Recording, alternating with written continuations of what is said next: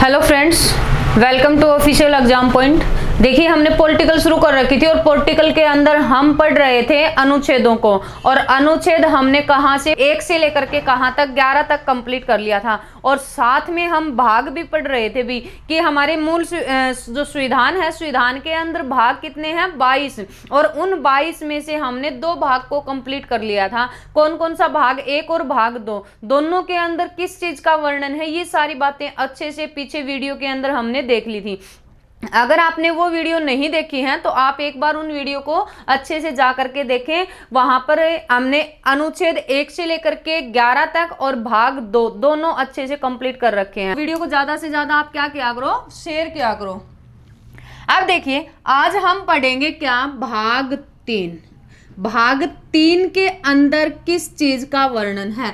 अनुच्छेद पढ़ेंगे हम कहाँ से, 12 से लेकर के कहाँ तक, 35 तक। ठीक है, भाग 3 12 से, अनुच्छेद 12 से 35। और यहाँ जो वर्णन है वो वर्णन किस चीज का, मौलिक अधिकारों का। मौलिक अधिकार, मौलिक अधिकार हमने कहाँ से लिए थे, पहले तो ये पता होना चाहिए। तो मौलिक अधिकार हमने कहाँ से लिए, यूएसए से ग्रहण किए थे। ठीक है, कहाँ से लिए थे, यूएसए से। अब भाग 3 है, भाग 3 को क्या बोलते हैं, भाग 3 को बोला जाता है मैग्ना कार्टा। ठीक है, क्या कहते हैं, मैग्ना कार्टा कहते हैं। इस मैग्ना कार्टा का अर्थ क्या होता है, इसका अर्थ है अधिकार पत्र। अधिकार पत्र। ये मैग्ना कार्टा शब्द कहाँ से लिया था, ये फ्रांसीसी भाषा का शब्द है। और इससे जो इस शब्द का जो सबसे पहले प्रयोग किया था ना, वो प्रयोग किसने किया था, इंग्लैंड ने किया था। ठीक है, किसने किया, इंग्लैंड ने किया। ऐसा इंग्लैंड ने अपने देश के यानी कि जनता को जो अधिकार दिए थे ना, उन अधिकारों को क्या कहा जाता था, मैग्ना कार्टा कहा जाता था। और हमारे जो मौलिक अधिकार हैं जो वो कहां पर वर्णित है, भाग 3 में। इस कारण से हमने भाग 3 को क्या कहा है, मैग्ना कार्टा कहा है। अब देखो, अनुच्छेद हमने कहां से 12 से लेकर के 35 तक मौलिक अधिकारों के बारे में जो बातें हैं वो अच्छे से कंप्लीट करेंगे भाई। अनुच्छेद देखिए 12 और अनुच्छेद कौन सा, 13, इनके अंदर किस चीज का वर्णन है। एक बार ये देखिए, पहले मैं आपको बताती हूँ कि मौलिक अधिकार है, मौलिक अधिकारों का वर्णन कहाँ से लेकर के, अनुच्छेद 14 से लेकर के कहाँ तक आता है, 35 तक आता है। अब ये जो हमारे मौलिक अधिकार है ना, कितने हैं अब वर्तमान में, 6 मौलिक अधिकार हैं। पहले कितने थे, पहले 7 थे। 7वां कौन सा था, संपत्ति का अधिकार था। और संपत्ति के अधिकार को यहां से निकाल करके, ठीक है, कहाँ रखा, इसको रखा कानूनी अधिकारों में। अब आपसे मतलब पूछ लिया जाए कि संपत्ति का जो अधिकार है, ये संपत्ति का अधिकार किस अनुच्छेद के अंदर इसका वर्णन था, तो इसका वर्णन आता है अनुच्छेद 31 और कौन सा, 19 का। इन दोनों के अंदर इसका क्या था, वर्णन था। 19 क में तो संपत्ति से संबंधित बात है और यहाँ पर संपत्ति का अधिकार से संबंधित बात है, दोनों ध्यान रखनी है। अब इनको निकाल करके यहाँ से इनको समाप्त करके इस संपत्ति के अधिकार को कानूनी अधिकारों में रखा। किस अनुच्छेद में रखा, अनुच्छेद 300A में। ठीक है, कहाँ रखा, इसको 300A के अंदर रखा। कौन से संशोधन के द्वारा इनको हटाया गया था, 42वां संविधान संशोधन। और 42वां संविधान संशोधन कब हुआ था, 1976 में। इस कारण से यानी कि इस 42वें संविधान संशोधन के द्वारा संविधान में काफी संशोधन किए गए थे। इस कारण से इस संशोधन को किस नाम से जानते हैं, मिनी संविधान कहा जाता है। क्या कहते हैं, मिनी संविधान कहते हैं। तो ये ध्यान रखनी है बातें। अब वर्तमान में हम मौलिक अधिकारों की बात करें तो वर्तमान में कितने मौलिक अधिकार हैं, 6 हैं। 6 कौन कौन से मौलिक अधिकार हैं, सबसे पहले आता है कौन सा, समानता का अधिकार। समानता का अधिकार। दूसरा है स्वतंत्रता का अधिकार। स्वतंत्रता का अधिकार। तीसरा आता है शोषण के विरुद्ध अधिकार। शोषण के विरुद्ध अधिकार। अधिकार। अगला आता है धार्मिक स्वतंत्रता का अधिकार। धार्मिक स्वतंत्रता का अधिकार। अगला आता है भाई शिक्षा एवं संस्कृति का अधिकार। शिक्षा एवं संस्कृति का अधिकार। और लास्ट आता है, लास्ट कौन सा है, संवैधानिक उपचारों का अधिकार। संवैधानिक उपचारों का अधिकार। तो वर्तमान में कितने मौलिक अधिकार हैं? 6 मौलिक अधिकार हैं। ये कौन कौन से? इनका क्रम याद रखना है। ये 6 मौलिक अधिकार सबको पता है भाई, समानता का अधिकार है, स्वतंत्रता का है, या शोषण के विरुद्ध है, या धार्मिक स्वतंत्रता का है, सबको पता है। लेकिन क्रम से याद करना है, पहले कौन सा आएगा? समानता का आएगा, फिर कौन सा? स्वतंत्रता का आएगा, फिर शोषण के विरुद्ध, फिर धार्मिक स्वतंत्रता, फिर शिक्षा एवं संस्कृति, और लास्ट इन सबकी रक्षा करने वाला कौन सा? संवैधानिक उपचारों का। क्यों क्रम से याद करना है? क्योंकि हमें अनुच्छेद याद करने हैं। अनुच्छेद 14 में क्या है, अनुच्छेद 15 में क्या है, या फिर 19 के अंतर्गत क्या बात बोल रखी है, 25 में क्या बात आती है। तो ये क्रम याद करोगे ना, तब जाके ये याद रहेंगे। वैसे तो सबको याद है क्योंकि हमें आर्टिकल पढ़ने हैं, इस वजह से। अब देखिए, ये सीधे याद ना हो ना, इनका क्रम अगर आपको सीधा याद नहीं होता है तो ये लाइन याद कर लो, आराम से याद रह जाएंगे। समस्त शोध, समस्त शोध संस्कृति के उपचार है। समस्त शोध संस्कृति के उपचार हैं। ठीक है, यानी कि समस्त शोध हैं वो संस्कृति के क्या है? उपचार हैं। अब यहां देखिए, सम से है कौन सा? सम से आता है समानता का अधिकार। अब देखो सतह से कौन सा? सतह से आता है स्वतंत्रता का अधिकार। इसके बाद आता है सो से कौन सा? सो से आता है शोषण के विरुद्ध अधिकार। इसके बाद आता है ध से कौन सा? धार्मिक स्वतंत्रता का अधिकार। इसके बाद आता है संस्कृति, और संस्कृति से है कौन सा? शिक्षा एवं संस्कृति का अधिकार। और लास्ट आता है उपचार। इन सब को न्याय दिलाने वाला, इन सब की रक्षा करने वाला आर्टिकल 32, और किससे संबंधित? संवैधानिक उपचारों का अधिकार। अब देखो कौन सा कहां से वर्णित है? अनुच्छेद 14 से लेकर के कहां तक? 18 तक किसका वर्णन? समानता के अधिकार का।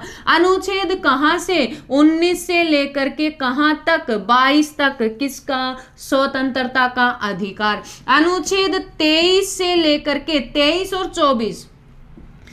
और 24 किसका? शोषण के विरुद्ध अधिकार। अनुच्छेद 25 से लेकर के कहां तक? 28 तक किसका? धार्मिक स्वतंत्रता का अधिकार। अनुच्छेद 29 और कौन सा? 30 किसका? शिक्षा एवं संस्कृति का अधिकार। अनुच्छेद कौन सा? 32 से लेकर के कहां तक? 35 तक किसका? संवैधानिक उपचारों का अधिकार। अब देखो यहाँ 29 से 30 के बाद कौन सा था? 31 आना था ना। 31 को क्या कर दिया? समाप्त कर दिया गया। यहां से निकाल करके कहां रखा? संपत्ति के अधिकार को कानूनी अधिकारों के अंदर। तो ये ध्यान रखना, 31 में किसका था? संपत्ति के अधिकार का।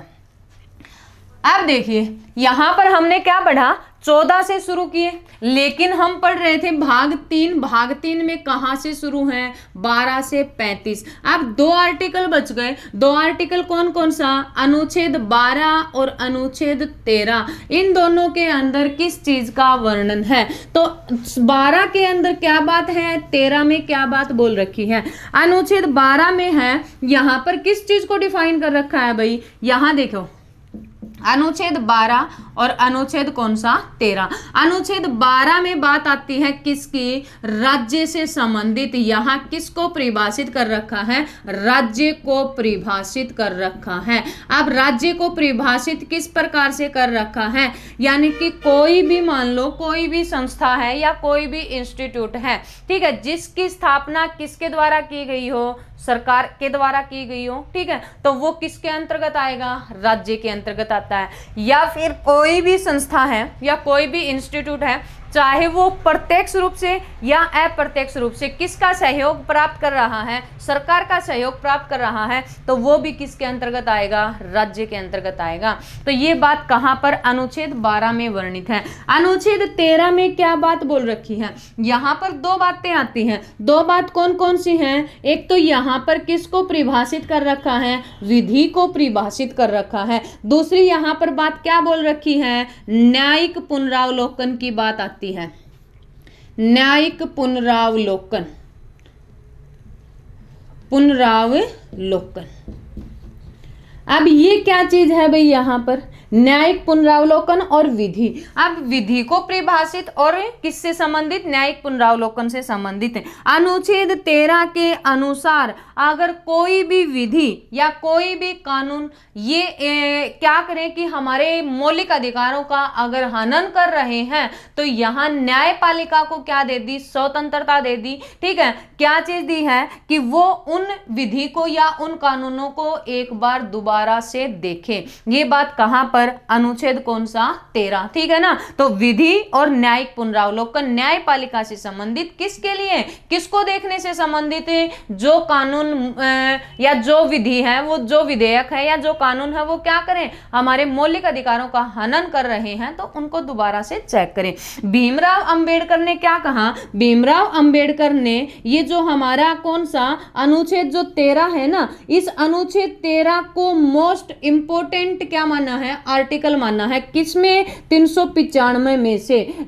जो हमारे 395 जो अनुच्छेद है ना, उनमें सबसे इंपोर्टेंट जो अनुच्छेद है वो कौन सा आता है, अनुच्छेद 13 आता है। ये बात किसने कही थी, भीमराव अंबेडकर ने। ठीक है, किसके द्वारा कही गई थी, भीमराव अंबेडकर के द्वारा। अब हमारे मौलिक अधिकार शुरू होते हैं कहां से, 14 से लेकर के कहां तक, 35 तक। अनुच्छेद 14, 15, 16, 17, ठीक है, और 18। या अब यहाँ से भी सीधा क्वेश्चन बन सकता है भाई कि समानता के अधिकार से संबंधित जो मतलब अनुच्छेद हैं, वो कुल कितने अनुच्छेद हैं, तो कितने आते हैं, 14 से 18, कितने हैं, 5 अनुच्छेद हैं। ठीक है, अनुच्छेद 14 के अंदर किसका वर्णन है, 15 में क्या बात बोल रखी है, किस प्रकार की समानता दे रखी है, 16 में किस प्रकार की आती है, 17 में क्या बात बोल रखी है, और 18 में किस प्रकार की बातें ऐड कर रखी हैं। अनुच्छेद 14 के अनुसार सभी में है किससे संबंधित, समानता से संबंधित। अनुच्छेद 14 में बात बोल रखी है क्या, कि विधि के समक्ष सम्मान, विधि के समक्ष सम्मान या समानता, यानी कि कानून के सामने सब क्या है, सम्मान है, किसी के साथ में भी कोई भेदभाव नहीं किया जाएगा। ठीक है, ये बात कहां पर है, अनुच्छेद 14 के अंदर बात बोल रखी है। अनुच्छेद 14 में एक बात और भी ऐड कर रखी है, और वो बात इसके अंतर्गत क्या कर रखी है कि विधियों का क्या किया जाए, जो भी कानून है ना, उन सभी का विधियों का समान संरक्षण प्राप्त हो, विधियों का समान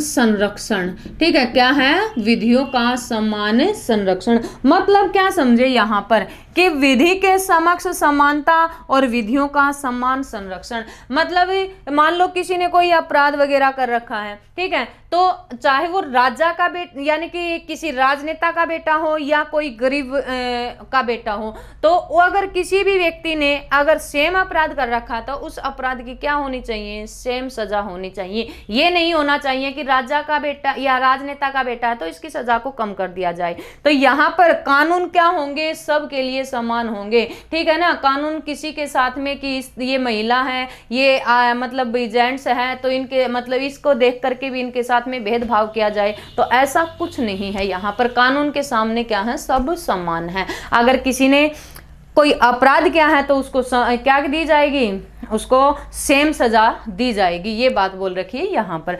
अच्छा, विधियों का समान संरक्षण। विधियों का समान संरक्षण क्या है कि कोई भी चाहे अनुसूचित जाति से संबंधित या अनुसूचित जनजाति, इनको आरक्षण तो दे रखा है, लेकिन उनके लिए क्या है कि चाहे उसके आरक्षण के अंतर्गत महिला है या पुरुष है, उसके क्या होना चाहिए, उनके लिए समान संरक्षण की बात होनी चाहिए। उनको समान क्या है, संरक्षण प्राप्त होना चाहिए। तो ये विधियों का समान संरक्षण और विधि के समक्ष समानता, कानून के सामने सब क्या है, समान है।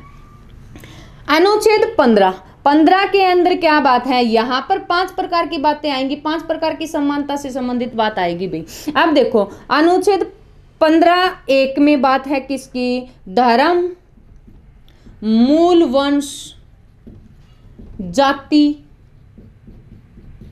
लिंग यानी कि स्त्री है या पुरुष है, ठीक है, और जन्म स्थान, जन्म स्थान, इसके आधार पर किसी के साथ में भी, ठीक है, जन्म स्थान के आधार पर किसी के साथ में भी क्या नहीं किया जाएगा, भेदभाव नहीं किया जाएगा। भेदभाव पर क्या है, निषेध है। यानी कि किसके आधार पर है कि भी किसी व्यक्ति का क्या धर्म है या किस मूल वंश से आता है, किस जाति का है, वो कौन सा स्त्री है या पुरुष है, या उसका जन्म कहाँ हुआ है, इसके आधार पर किसी भी व्यक्ति के साथ में कोई भेदभाव नहीं किया जाए, ठीक है। एक दूसरे में क्या बात बोल रखी है, 15(2) में बात बोल रखी है कि किसी भी राज्य के अंदर या किसी भी गांव के अंदर या फिर किसी भी शहर में, ठीक है, कहीं पर भी अगर यानी कि क्या है कि कुएं वगैरह हैं या फिर तालाब वगैरह हैं या फिर और कोई भी ऐसी मतलब स्थान वगैरह हैं, वो सब क्या है, सभी के लिए समान रूप से क्या होने चाहिए, खुले होने चाहिए, ठीक है ना। ये बात कहाँ पर, अनुच्छेद 15(2) में। अनुच्छेद 15(3) के अंदर क्या बात बोल रखी है, यहाँ पर राज्य को ये विशेष प्रावधान दे दिया कि वो अपने मतलब क्या है कि महिलाओं को या फिर बच्चों को क्या कर सकते हैं, विशेष प्रावधान दे सकते हैं, ठीक है, उनको अपनी इच्छा अनुसार क्या कर सकते हैं, दे सकते हैं भी विशेष प्रावधान। अनुच्छेद 15 में क्या बात ऐड की, 4, ये पहले नहीं थी, इसको बाद में ऐड किया गया था। इसको कब ऐड किया गया था, इसको ऐड किया था पहला संविधान संशोधन, और पहला संविधान संशोधन कब हुआ था, 1951 में। और किससे संबंधित बात यहाँ पर ऐड की गई थी, यहाँ पर आरक्षण से संबंधित बात आती है। अब यहाँ किसको आरक्षण देने से संबंधित, अनुसूचित जाति और किसको, अनुसूचित जनजाति। अनुसूचित जाति और अनुसूचित जनजाति या फिर कौन सा भाई, आर्थिक रूप से कोई भी पिछड़ा हुआ वर्ग है, ठीक है, आर्थिक रूप से पिछड़ा वर्ग, आर्थिक रूप से, या फिर किसका, शिक्षण संस्थान में या शिक्षा के क्षेत्र में कोई भी पिछड़ा हुआ वर्ग है, उसको क्या है, उसको विशेष आरक्षण दिया गया था, ठीक है। किसको, अनुसूचित जाति, अनुसूचित जनजाति या फिर आर्थिक रूप से कोई भी या शिक्षा के क्षेत्र में किसी भी प्रकार से पिछड़ा हुआ वर्ग है, उसको क्या है, आरक्षण प्रदान किया गया था। किसमें, अनुच्छेद 15(4) में। कब, पहले संविधान संशोधन 1951 के बाद के द्वारा। अब अनुच्छेद 15 और कौन सा, 5 को भी बाद में ऐड किया। कब, 93वां संविधान संशोधन। और ये 93वां संविधान संशोधन है, ये कब हुआ था, 2006 के अंतर्गत, ठीक है। 93वां संविधान संशोधन 2006 के द्वारा 15 में ही 5 को ऐड किया, 5 को ऐड किया। इसमें क्या बात बोली, इसमें भी आरक्षण दिया गया है। आरक्षण किसको, इन्हीं को ही दिया गया है, अनुसूचित जाति और जनजाति को या फिर आर्थिक रूप से पिछड़ा हुआ वर्ग। यहाँ तो आरक्षण 4 में तो आरक्षण दे रखा है भाई, जो भी निम्न मतलब जो नॉर्मल जो भी आरक्षण दिया जाता है उससे संबंधित, लेकिन यहाँ किसका, यहाँ भी शिक्षण से संबंधित है। यहाँ पर किस चीज से संबंधित है, यहाँ है यानी कि उच्च शिक्षण संस्थानों के अंदर। पहले क्या था, उच्च शिक्षण संस्थानों में ये जो भी क्या है, ये जो पिछड़ा वर्ग था उसको आरक्षण नहीं मिला हुआ था। इस कारण से उच्च शिक्षण संस्थानों में कौन से संशोधन के द्वारा, 93वां,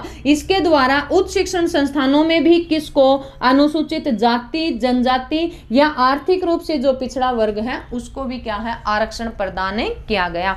तो ये 5 प्रकार की समानता, ठीक है, किसमें, किसके अंतर्गत आती हैं, 15 के अंतर्गत आती हैं। अनुच्छेद 15 के अंतर्गत 5, एक तो 15(1) में तो क्या थी कि 5 प्रकार के कौन कौन से, धर्म, मूल, वंश, जाति, या जन्म स्थान के आधार पर क्या नहीं किया जाएगा, किसी के साथ कोई भेदभाव नहीं होगा। दूसरी बात क्या, यानी कि जो भी आसपास के एरिया में ये कुएं वगैरह हैं या फिर और कोई भी तालाब वगैरह है या फिर ऐसी कोई संस्थान या जगह है, वो सब के लिए क्या होनी चाहिए, खुली होनी चाहिए, सबको वहां पर आना जाना होना चाहिए। इसी के बाद 3 में क्या है कि राज्य को यहाँ पर बात बोल दी कि आप अपने मतलब महिला या किसी बच्चों को अगर कुछ विशेष आरक्षण देना चाहते हो तो आप क्या कर सकते हो, दे सकते हो। 4 को बाद में ऐड किया था, अनुसूचित जाति और जनजाति से संबंधित या आर्थिक रूप से पिछड़े हुए वर्ग को क्या है, शिक्षा क्या आरक्षण देने से संबंधित है। और 5वां कौन सा, उच्च शिक्षण संस्थानों में भी इनको क्या दे दिया गया,